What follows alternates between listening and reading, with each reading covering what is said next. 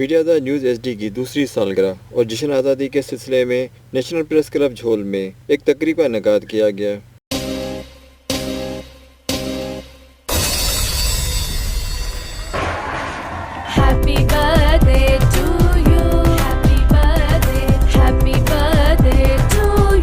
तमाम मेहमाननि खे अस्सलाम वालेकुम। ऐं असांजा जेके गेस्ट आयल आहिनि माशाअल्लाह सां कलंदर बेस्ट साहब ऐं ॿिया असांजे चैनल जा जेके रिपोर्टर ॿिया असांजा जेके चैनल जे हवाले सां असांजे इदारे सां मुंसलिक ऐं असांजे इदारे जो सर पीओ साहिब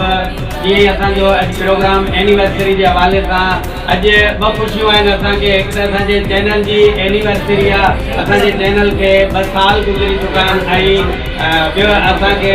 ॿी जेका ख़ुशी आहे उहा असांखे पंहिंजे वतन अज़ीज़ जी आज़ादी जी जेको अॼु 14 अगस्त जो ॾींहुं आहे ऐं हींअर बाक़ाइदगी सां असां पंहिंजे प्रोग्राम जो आगाज़ था कयूं ऐं असां दावत ॾींदासीं कलंदर बेस्ट साहिब खे त अची उहो पंहिंजे ख़्याल जो इज़हार करे।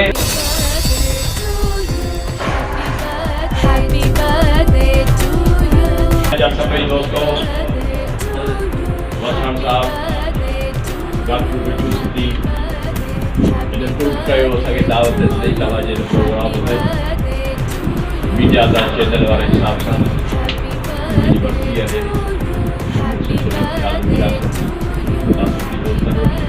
असांजी वॾी महिरबानी दोस्तनि जी। मीडिया चैनल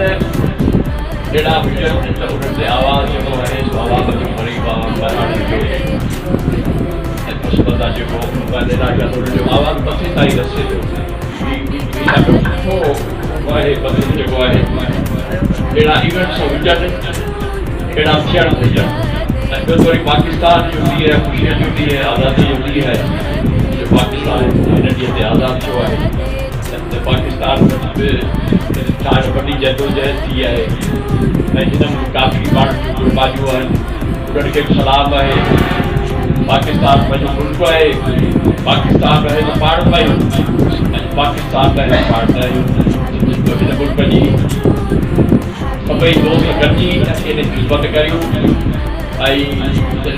अॻिते वधायूं ऐं ग़रीब आवाम जी ख़िदमत कयूं। वॾी महिरबानी दोस्तनि जी, अॼु वॾी महिरबानी।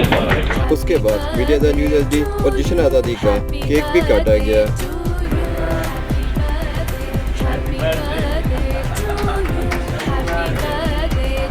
मीडिया दा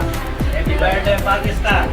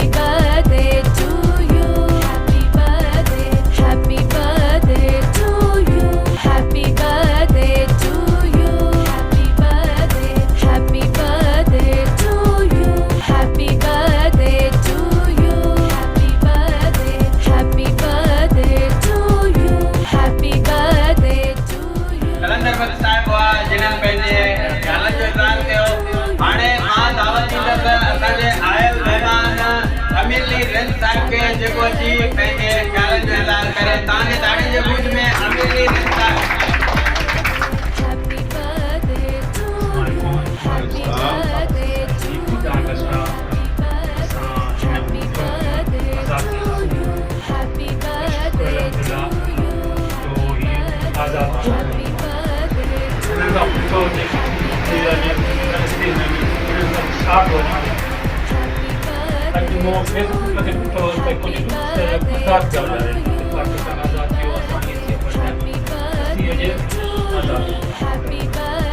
माशाअल्लाह सां बिल्कुलु अमीरी रंज ॻाल्हि मुताबिक़ जेको आज़ाद वतन आहे उहा हिकु नेमत आहे ख़ुदा जे तरफ़ां असांखे इस्लामी जमहूरिया पाकिस्तान जेको रब अता कयो आहे उनजे आज़ादी जे ॾींहं ते ऐं असां पंहिंजे मीडिया दा चैनल जे एनिवर्सरी जे ॾींहं ते असां बेहद मशहूरु आहियूं। पंहिंजे महिमाननि जा बि अमीर रवि साहिब जा बि दिलि टाइम ॾिनो। हाणे तव्हांजे ताणे जे गूंज में मां नई वरसान साहिब खे गुज़ारिश कंदुमि त पंहिंजे ख़्यालनि जे इज़हार कनि।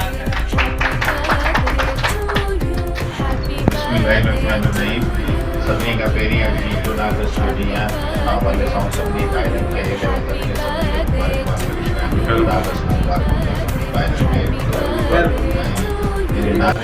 पाकिस्तान जिंदाबाद।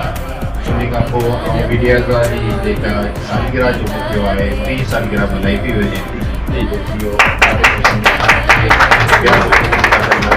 साफ़त सां जेके सभिनी खे मुबारकबाद पेश कयां ऐं दुआ पोइ आहियां त हमेशह इंशाअल्लाह अहिड़ा कम जारी रहनि। सुठो साफ़त में बि हिननि जो नालो अॻिते वधे ऐं जे तमामु घणी एफर्ट्स आहिनि टीएम टुकराणी ॿार आहिनि हथियार आहिनि हमीद ॿार आहिनि ॿिया बि जेके दोस्त ॿाहिरि आहिनि उन सभिनी जूं कोशिशूं आहिनि माशाअल्लाह अल्लाह साईं अञा ताईं हिननि खे पाकिस्तान जिंदाबाद मीडिया जिंदाबाद। महिरबानियूं हे नईम वसान साहिब हुआ जिन्हनि असांखे टाइम ॾिनो ऐं असांजे चैनल जे एनिवर्सरी ते इन मौक़े ते आया पंहिंजी कीमती टाइम ॾेई करे। हाणे मां तव्हांजे ताणे जे गूंज में मीडिया दा चैनल जे CEO सर खादिम साहिब असांखे गुज़ारिश कंदुमि त अची करे पंहिंजे चैनल जे हवाले सां 14 अगस्त जे हवाले सां ऐं असांजा जेके बि चैनल में मेंबर आहिनि रिपोर्टर आहिनि उन्हनि सभिनीनि सां अची स्पीच करे ऐं उन्हनि सां ॻाल्हाए।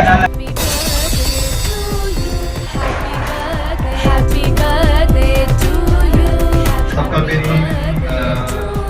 कलंदर बेस्ट एरिया जो कोई आउट प्राइज में कि कुछ देर पहले आया उनका वो नई मसान जो प्राइज में कि इजाज़त भी की जेकी सालगिरह है उन्हीं में आया है अदे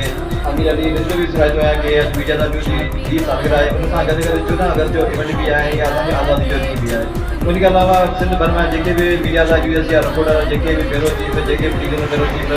या तालकर जेके भी आया आहिनि हिन सिलसिले सां सभिनी जो सराहतो आहियां त मीडिया दा न्यूज़ एजेंसी भी सालगिरह में पहुचा ऐं उम्मीद कंदो त इन तरीक़े सां मीडिया दा न्यूज़ इदारे सां बाक़ाइदे मुख़लिस थी रहंदा ऐं सच ऐं हक़ बि कंदा ऐं हर ख़बर खे पंहिंजी नज़र ते रखंदा ऐं सभिनी दोस्तनि खां अॻु वरी थोराईंदो आहियां कि अॼु मीडिया दा जी सालगिरह ते पहुता ऐं सभिनी जो शुक्रगुज़ार आहे ख़ासि करे जेके मुंहिंजा महिमान आहिनि उन्हनि जो बाक़ी पाकिस्तान जिंदाबाद। माशाअल्लाह असांजो CEO साहिब जिन पंहिंजे ख़्यालनि जो इज़हार कयो। जेतिरी तारीफ़ कई वञे मां जेतिरी ॻाल्हि कयां पंहिंजे CEO साहिब जो उहो घटि आहे। असां हिन इदारे में असां पंहिंजे चैनल मीडिया सां आहियूं त सर CEO जे साहिब जे मोहबत सां हुनजे महिनत सां ही चैनल जेको आहे तमामु थोरे वक़्त में तमामु थोरे अरसे में कामयाबी जे बुलंदनि ते पहुची चुकी आहे ऐं इंशाअल्लाह मां इहा शइ वरी बि चवंदो हलां ऐं वाज़े कंदो हलां त हीअ जेके बि कोशिशूं आहिनि सर खादिम वरसान साहिब जूं आहिनि जिन